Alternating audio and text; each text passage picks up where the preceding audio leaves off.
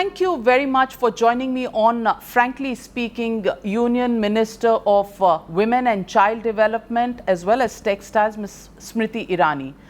We are maintaining social distancing, you're wearing a mask, and it seems we as a country have gone through tough times over the last 2 months, 50 days of lockdown. Do you think life is ever going to be normal in the way normal was pre-COVID-19 pandemic? I think that in the constitutional responsibility that I espouse and am a part of, it would be foolhardy to comment philosophically on the question that you have posed. But as a citizen, I can only say this. Post-COVID, I think we will have to adapt to a new normal. What would that new normal be? These are evolving times with evolving challenges, but mercifully also solutions that have presented themselves to our citizenry, to our nation. And my hope is in that intrinsic Indian capacity to rise up to challenges. So I think that no matter what our new normal is, we have the capacity to meet all challenges. We have the capacity to stay together as a nation, irrespective of our diversity. And we have the capacity actually, as has been the clarion call of the Honorable Prime Minister, to now write a new normal with regards to our own economic capacities and possibilities. But Ms. Irani, many people say that while the decision to enforce the lockdown when we were at a 500 cases on 24th of March was a very wise decision that was taken, do you think after, now talking about lifting of the lockdown over the last couple of weeks, we are in a position to do that because we are nearing 80,000 infections in the country on a daily basis. These numbers rise by about 3,500, and many states seem to be adjusting so well to a lockdown situation with people indoors that they don't even seem to be in a mood to take the challenge of dealing with the situation with business as normal, even if we want to pick up the economic activity in the country. I think that when you have governments both at the state and the centre hoping to be responsive to every challenge together, where the Prime Minister's desire for cooperative federalism today is in the flesh, visible to our citizens, is it actually respectful to that cooperative federalism structure for one minister to speak out of turn and talk about how the situation will evolve? I think not.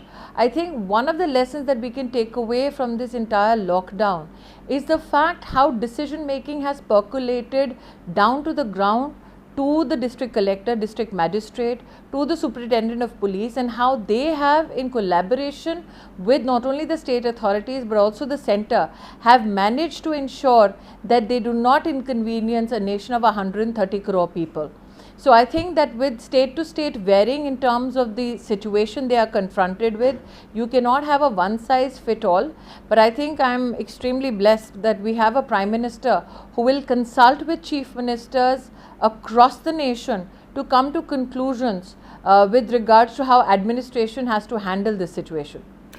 So Ms. Irani, do you want this country to believe that there are absolutely no ruffled feathers and that, we are one big happy family with all opposition parties and the BJP living happily ever after and walking into the sunset? I have never been the one to deny realities. But today the reality that confronts us is a reality where can we as a nation afford to politically bicker? And that is a question that we all must ask of ourselves. Has any political voice in the centre said that a challenge that presents itself at the state level or the district level is a challenge that will not be met with help from the centre? That has never happened in the dialogue on behalf of the centre. There have been political battle lines drawn by many people in conversation, especially with the media. Have you seen any central government representative not react empathetically to no matter what the challenge, no matter what the statement that has been espoused by those who deem themselves our political opponents? So yes, I will say this, that we will not deny the realities of the challenges that confront us. But at the same time, pre-lockdown, could have anybody in this world imagined that a nation as large as ours, especially with a large rural populace, could have had a successful lockdown? Everybody, when the lockdown was announced, feared discipline in our village systems. And today, as an Indian, I can proudly say that villages devise their own mechanisms to ensure that they are alert to the effects of the virus. Villages actually went ahead and did chowkidari systems, so that turn by turn people stood up to protect village assets, citizens at the village level. Could that kind of cohesiveness be envisaged about rural India? And rural India has stepped up to the challenge. Can you deny them the kind of contribution they had to administrative systems? So, Ms. So Irani, yes, we will meet the challenges head on, but you can at the same time not deny that people of this country did measure up, that government at the center, at states, at the district level did try to measure up. I love provoking you, and let me provoke you some more. Ms. Irani, even at a time when this country is fighting the COVID war, and everybody is engaged in this battle, Yes. your party has sprung up yet another issue to target Mr. Rahul Gandhi, the leader of the leading opposition party. And today you've talked about former judge Mr. Thipse, who has appeared in a case of Nirav Modi in the UK courts and has appeared as an expert witness. I want to ask you, Ms. Irani, many a lawyer in the BJP has also appeared for many people in the past. Why would you target Rahul Gandhi at this time during the COVID fight back, when you say you are in the most conciliatory mood with all opposition parties? Are you suggesting, Navika, that the COVID challenge is a Hail Mary pass for Rahul Gandhi to support fiscal offenders? Are you saying that the COVID lockdown is a support system that Rahul Gandhi can use to ensure that his party colleagues can go and support not the people of India, but those who have looted India? Is that your statement? Now, there is a difference between what the government says and what the party says, because we are in constitutional positions and then engaging with you. But would you deny my political organization the right to at least question Mr. Gandhi and his hypocrisy? But the entire issue was raised by Mr. Ravi Shankar Instead Prasad, of who is bringing also the law minister. offender to law, he spoke from a position of a party representative. That is his right. But the question that begets you and everybody else who's raising this question is, what compelled somebody so close to Rahul Gandhi to go out and support one of the largest scamsters India has ever seen? With what face would Rahul Gandhi now tell the nation and pontificate about transparency, where people closest to him go, forget we had a national jija looting the country. Now we have his party colleagues also standing up for economic offenders. Well, you talk about the national jija, but He did not you represent him haven't as been a, able hang to on. prove any cases in court. Please You've hang been on. in power for 6 Navika, years. allow me. I will, please understand, Navika, this gentleman Thipse, who represented the benefits that can be accrued by Nirav Modi under the ambit of the so-called law that he only thinks gives Nirav Modi an escape route. He did not present himself as Nirav Modi's lawyer. He presented himself as a witness to support Nirav Modi. There is a huge difference between somebody giving professional services and a gentleman who is Rahul Gandhi's colleague to stand up as a character witness. And Vadra, why haven't you been able to prove cases against him, even though you call him the national jija? Can you imagine? And why would you presume that the investigations have concluded? It is a chitbi meri and patbi meri question. If you swoop in the biggest scamster in Indian political family system, then you're told to be high-handed when it comes to the law. if you say that I will support investigative processes to fulfill themselves without any intervention from political leaders, then you blame us for saying that the process is taking its own time. So pick one. Ms. Irani, I want to repeat to you what Rahul Gandhi said in March. The video of fugitive Nirav Modi in London shows an uncanny similarity between him and his bhai, PM Modi. Both have looted India and are called Modi. Both refuse to answer any questions. Both believe that they are above the law and both will face justice. This is what he had tweeted last year. I am of the opinion, Navika,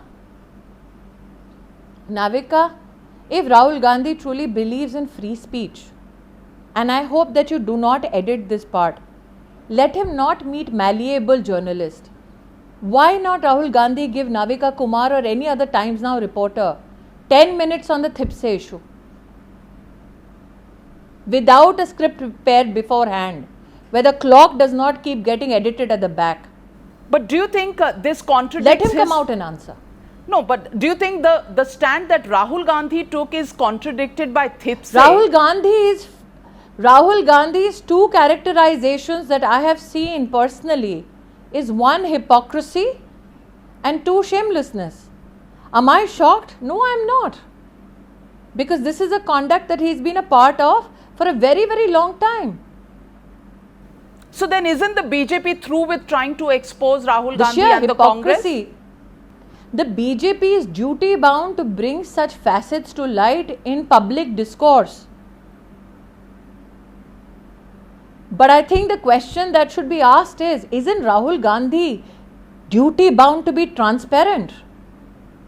He believes in freedom of dialogue. Why would he pick and choose who he dialogues with? My open challenge is, I've been saying if he wants to debate on issues, let him call anybody from the BJP and debate. Forget now political opponent. Why doesn't he just speak to a reporter who he cannot corner in parliament saying we have invested in you? Ms. Smriti Irani, is this your way So let him of getting speak to a back fearless at Rahul journalist Gandhi and just ask him the because questions Rahul that Gandhi deserve has to be accused answered the by him? BJP of letting Vijay Mallya and Nirav Modi get away? Is this your way of embarrassing him? Because it Please can be said that Rahul understand Gandhi one has no aspect. control over Mr. Thipse. Please, Navika, how do you embarrass an embarrassment? That's an oxymoron.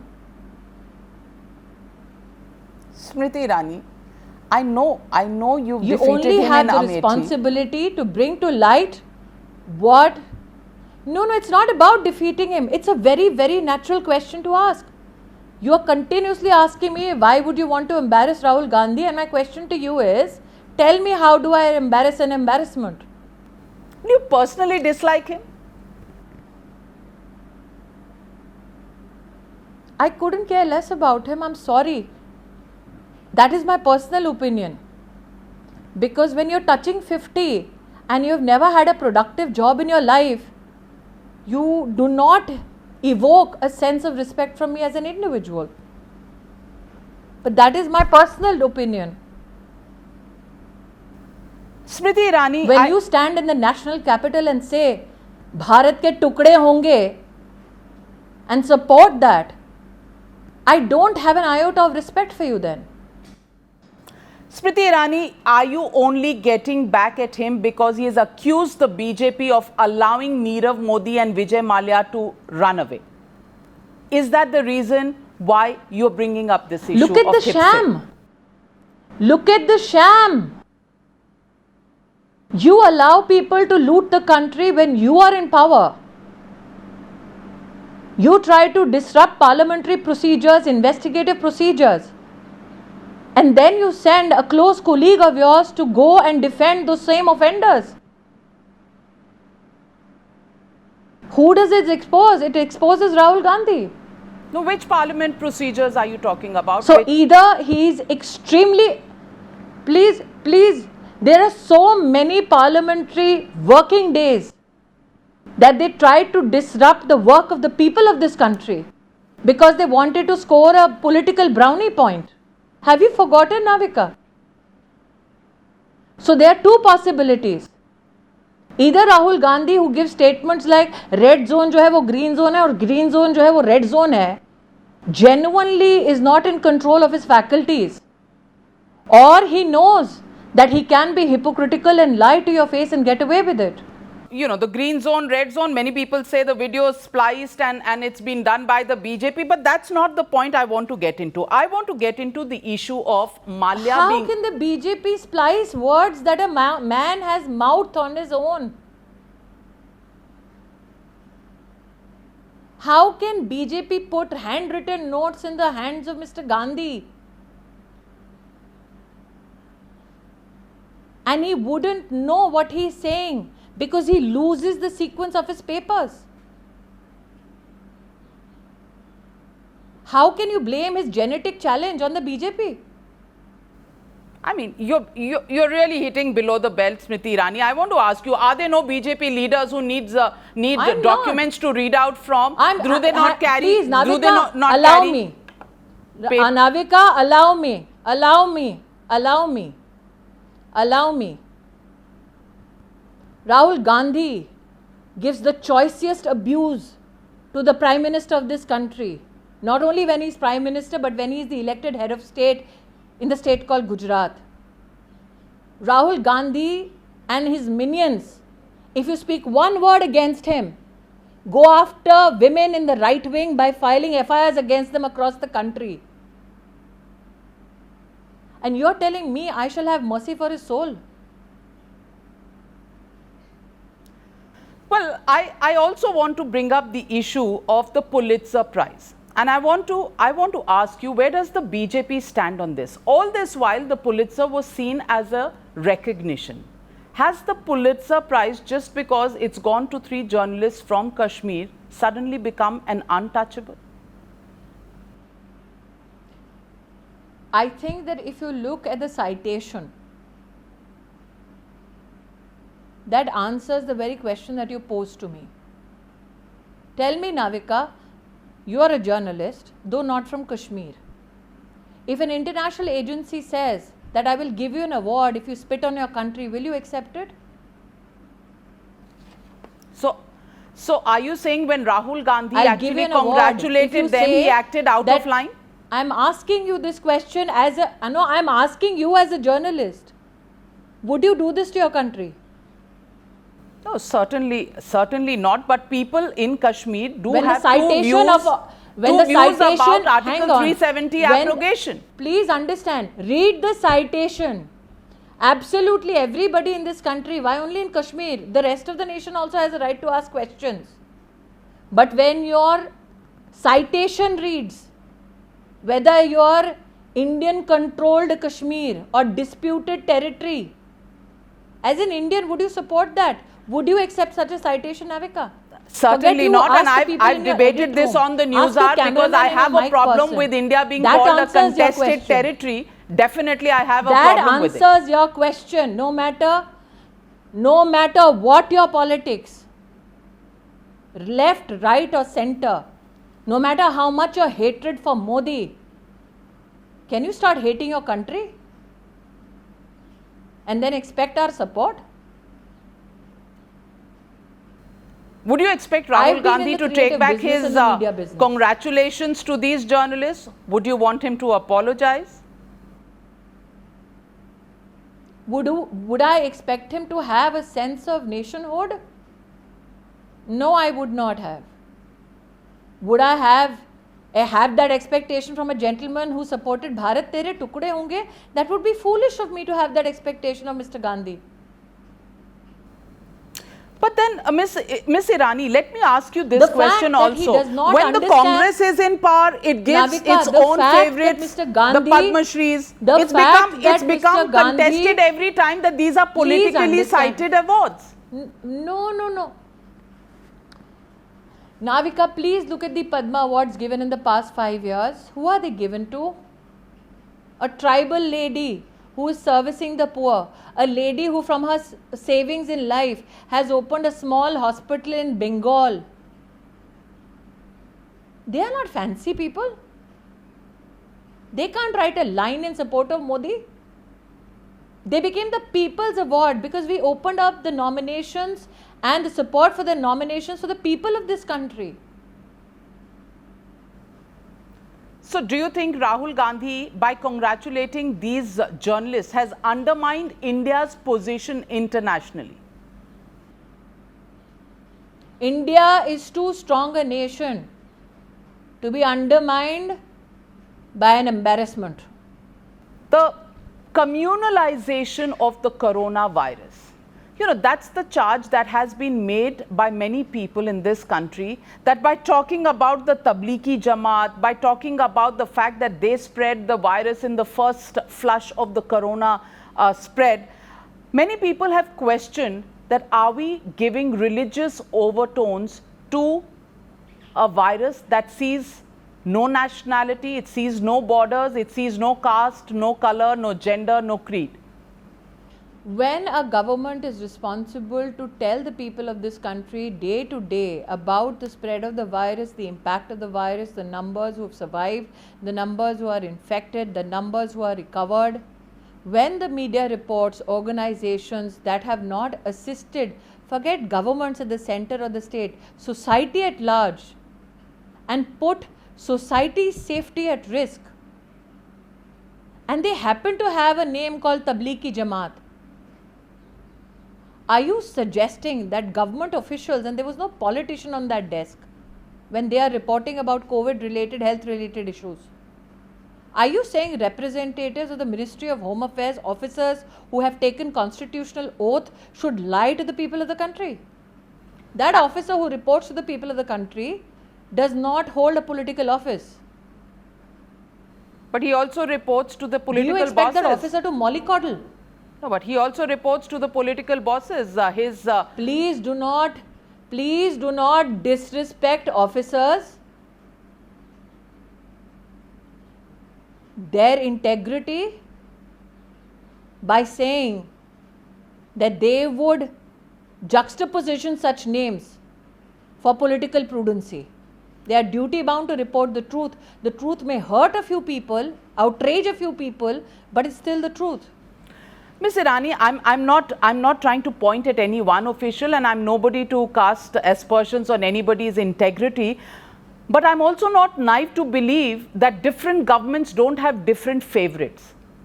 That's the point I'm trying to make. And this is not about officers. This is not about official. This is about Navika, many political statements that have been made by political. I do not want to be drawn into a debate on officers, because really the bureaucracy is supposed to be faceless. Do not bring in the, please do not bring in, I am today compelled to say this. In my first year of HRD, one of my officers was the wife of a Congress state president. But nowhere in her service of first year did she let her husband's politics intervene in the work of the government. I'm not even talking about officers, Ms. Irani. I'm talking about statements that have been made by political leaders. I'm talking about the fact that charges have been made that Yogi Adityanath carried the Ram Murti into the Ram Mandir after the lockdown, but Tablighi Jamaat is singled out, is a charge made against your government. I'm not interested in discussing the bureaucracy. I'm asking, your political rivals have raised this question, answer them. Since you have drawn in Yogi Adityanath, please hang on. Since you have brought in political leadership into this whole debate with regards to Tablighi Jamaat, I as Amethi Sansad can tell you, 2 cases erupted in Raebareli because of 2 Tablighi Jamaat representatives. 10 people from Tablighi Jamaat who had their roots in terms of nationality in the country called Sudan, in Sultanpur, came in, and some infection spread from there as well. I am making this a declaration today because you have drawn political parallels. I've just asked you, why was the Ram... That is why I am requesting you Ram time and again. Lalla moved after that's why telling lockdown you by time the and Chief again Minister. That when it comes to Tablighi Jamaat, Ram Navami kaun se din aaye, Navika? क्या अब हमारी political क्षमता इतनी बढ़ गई कि हम रामनवमी की दिन बदल दें? तो अब आप ईद मनाने की भी इजाजत देंगी? क्योंकि कर्नाटका में सीएम इब्राहिम है, कांग्रेस के मैं लीडर। वही कह रही हूं आपसे, राम भक्त जो हैं, एक सेकेंड, राम भक्त जितने हैं वो क्या कांग्रेट हुए थे रामनवमी के दिन वहां पर? आप क्या बातें कर रही हैं? नहीं, तो आप कह रहे हैं चीफ मिनिस्टर हम सबने रामलला अपने को घर ले में जा दिया सकते जलाया हैं, था उस लेकिन दिन। कांग्रेस लीडर ईद नहीं मना सकते, अकेले भी जाएं तो मस्जिद में। किसने कहा ये? आप झूठ ना बोलें। अब आप राहुल गांधी की तरह बिहेव कर रही हैं। कमाल है, आप राहुल गांधी से भी नाराज रहती हैं, मुझसे भी नाराज रहती हैं, पर सीएम इब्राहिम ने चिट्ठी लिखी है बीएस येडियुरप्पा को। आपसे नाराजगी की जरूरत नहीं है। ऐसा है नाविका जी, उन्होंने किस पॉलिटिकल कारण की वजह से चिट्ठी लिखी है उसके ऊपर मैं टिप्पणी नहीं करूं तो बेहतर है। मुख्यमंत्री सक्षम है जवाब देने के लिए, लेकिन क्योंकि आपने रामलला का यहां उल्लेख किया तो देश के करोड़ों हिंदू अयोध्या में जमा नहीं हुए थे रामनवमी के दिन। तो तौहीन मत कीजिए उनकी, जिन लोगों ने लॉकडाउन के कानून का पालन किया और अपने धर्म का पालन करते हुए घर में दिया जलाया। हिंदू सब होते हैं, लेकिन अपनी हिंदुत्व आइडेंटिटी अपने स्लीव्स पर लगाने की जरूरत नहीं होती है। बहरहाल मैं आपसे सवाल पूछती हूँ। सवाल ये पूछना, एक सेकेंड, मैं उसमें भी आपको एक बात कहना चाहती हूँ। एक सेकेंड, उसमें भी आपसे बात कहना चाहती हूँ। अगर ये देश स्वतंत्र है तो आपको क्यों तकलीफ है अगर मैं अपने आप को हिंदू कहूं और अपनी स्लीव पे पहनूं, दिल पे पहनूं, सर पे पहनूं कि मैं हिंदू हूं? मुझे कोई तकलीफ नहीं है। मुझे लगता है कि आप कौन होती है मुझे नसीहत देने वाले? जहां संविधान मुझे, एक सेकेंड, जहां संविधान मुझे ये आजादी देता है ये बोलने के लिए, वहां आप मुझे शर्मसार करेंगी अपने धर्म का उल्लेख करने के लिए? मैं जरूरत नहीं है। ये किसने आपको अधिकार दिया तय करने का? मैं तो सवाल वो पूछ रही हूं जो आपके क्रिटिक्स, एंड आपसे मेरा मतलब है आपकी पार्टी, आपकी सरकार। कर रही थी मैम, सवाल नहीं कर रहे थे। मैं क्रिटिक्स से भी यही कहती हूं, हर व्यक्ति को देश का संविधान आज़ादी देता है कि वो गर्व से कह सके वो क्या है, क्यों है, कौन है। और वही संविधान मुझे भी अधिकार देता है कि मैं गर्व से कहूँ हाँ जी मैं हिंदू हूँ।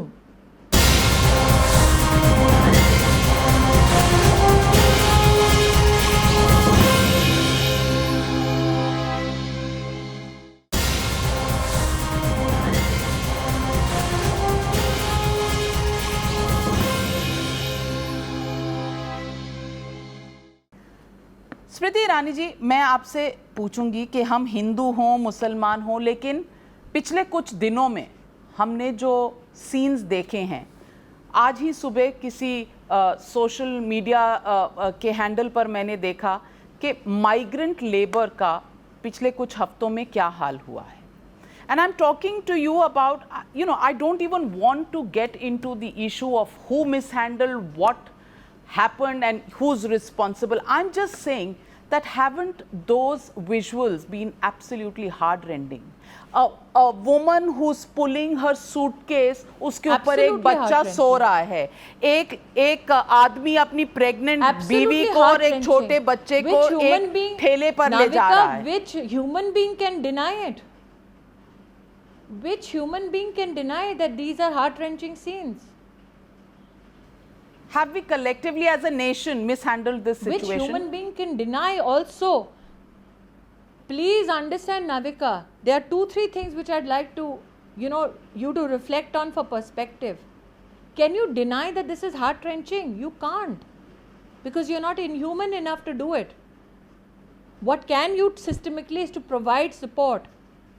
States across the country said we have 8 crore migrant laborers. Home Ministry through NDRF, SDRF provided over 14,000 crores so that shelters could be prepared, so that 3 meals a day could be given.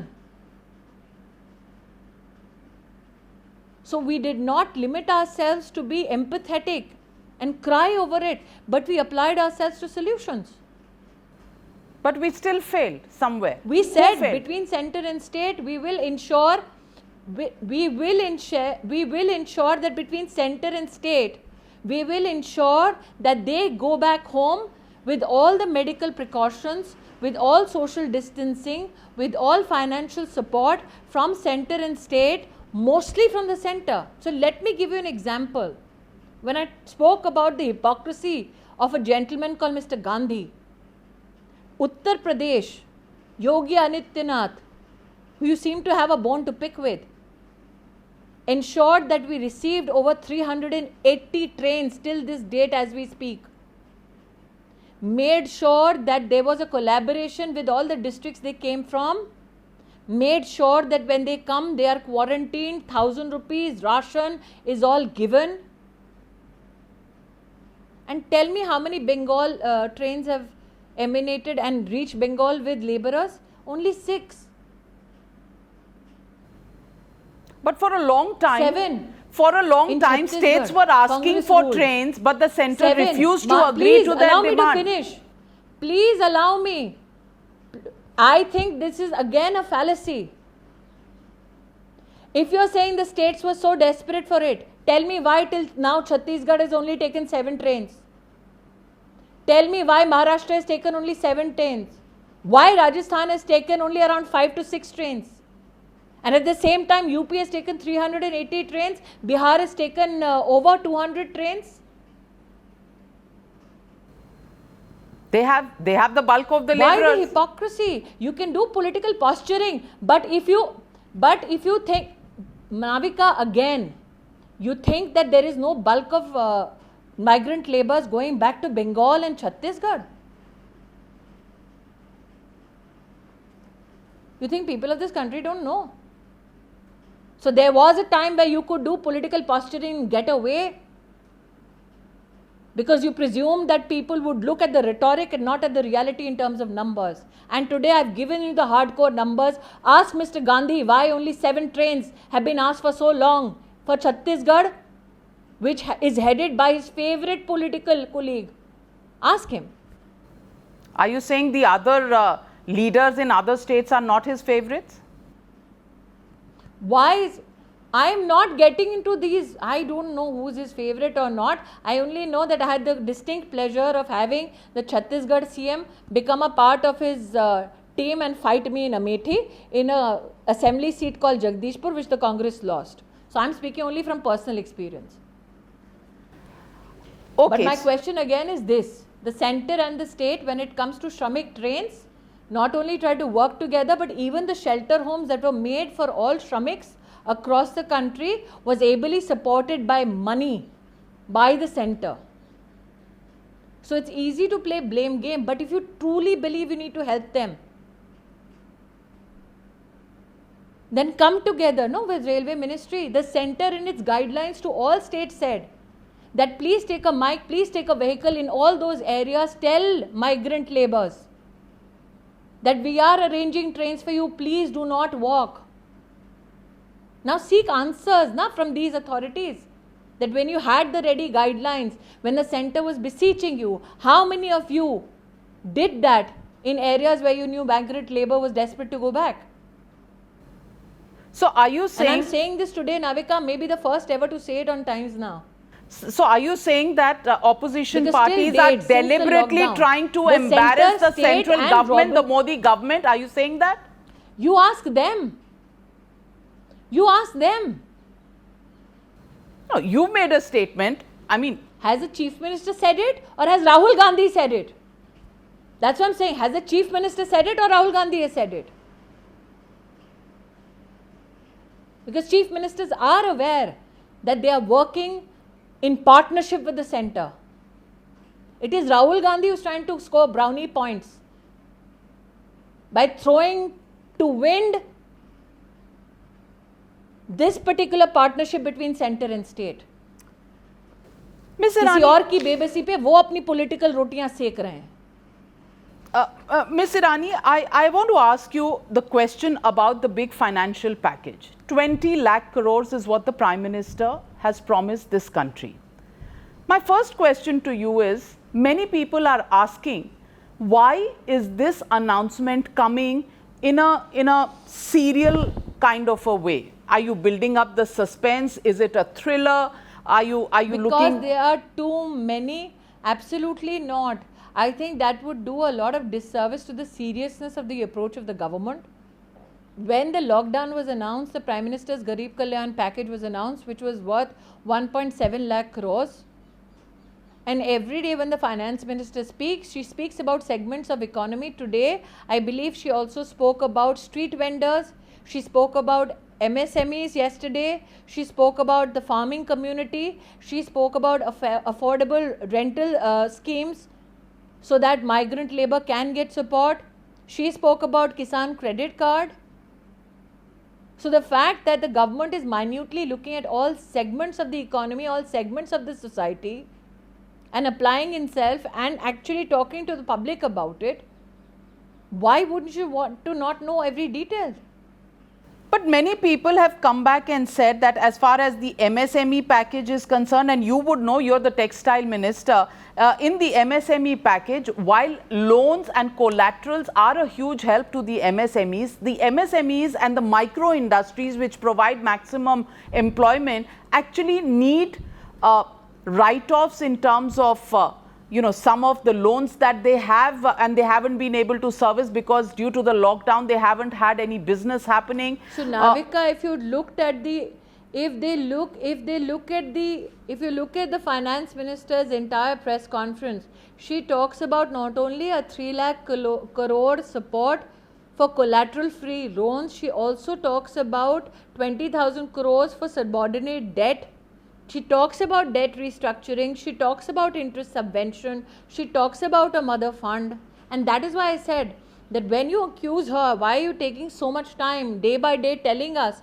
That's because you yourself, being such a senior journalist, have missed the point about subordinate debt. I have not missed Let any me give point. you a comparative now. But She people announced from the 90,000 crores MSME for- sector. Ma'am, She's I announced haven't. 90,000 I haven't not understood anything. But I'm also allow in me, touch. Navika, I'm also in touch with people who run the MSME sector who have come back and said that this is not as helpful because the 20,000 crore is too less. They say the interest rate hasn't been stated. Go on. As somebody whose industry is 80% MSME, allow me to say this. We were extremely honored when the Honorable Prime Minister spoke about the PPE success story. Now, those who believe that industry can only blossom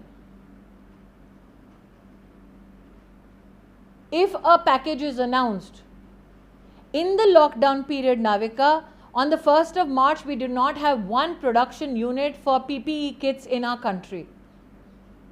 We came together with industry, with states, with research labs, with the aviation sector, with railways. We actually moved samples from Punjab, we moved samples from Himachal, we moved samples from Bengal to our labs in Coimbatore. We moved them back. We facilitated labor movement, financial support of bank pendencies for those units to start manufacturing. We ensured that we collaborated with district magistrates so that there is absolutely no challenge in the manufacturing process. And in the lockdown period, we are the only country in the world which has 200 plus companies spring up. And as we speak, that industry today is worth 8,000 crore. And a country which made 0 PPE kits on the 1st of March is today making 3 lakhs PPE kits per day. So when the Prime Minister says Atmanirbhar Bharat, he has announced a 20 lakh crore package for it. But he has also spoken about the possibilities when challenges confront us of us depending on our natural talent of innovation, of entrepreneurship and doing a success story like PPE kits. Atmanirbhar Bharat and most of these PPE kit manufacturers are MSME. Atmanirbhar Bharat and Vocal for Local have been the two big takeaways from the Prime Minister's speech. Many people have raised questions about this as well, that Make in India didn't quite succeed.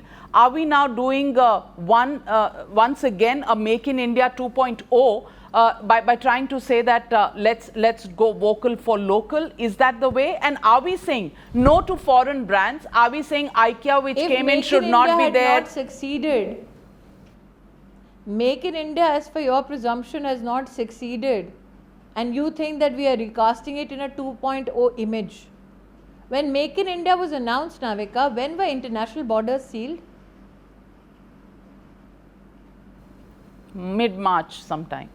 Did the Prime Minister sound agnostic about international supply chains? But who does he prioritize? He put his country first. We became the largest suppliers of hydroxychloroquine to the world. We became the world's pharmacy. Are you saying the Prime Minister of such a country should not invoke the people of this country to spread their wings further in the pharmacology segment? A PPE suit that China gave us for 2,000 rupees plus is today being available in India by Indians, better quality, for 600 rupees. Are you saying the Prime Minister should not support that Indian manufacturer? He is actually telling us that in these challenging times, get better, get sharper, do a quality product which makes you competitive across the world. There were some critics who said, why give 200 crore se niche ka tender only to local supply chains? Why not? Why shouldn't I put my country first? In these strained international economic times, would you want global competition to kill my local MSME? And you'd want the government to be a mute spectator and the Prime Minister not to measure up.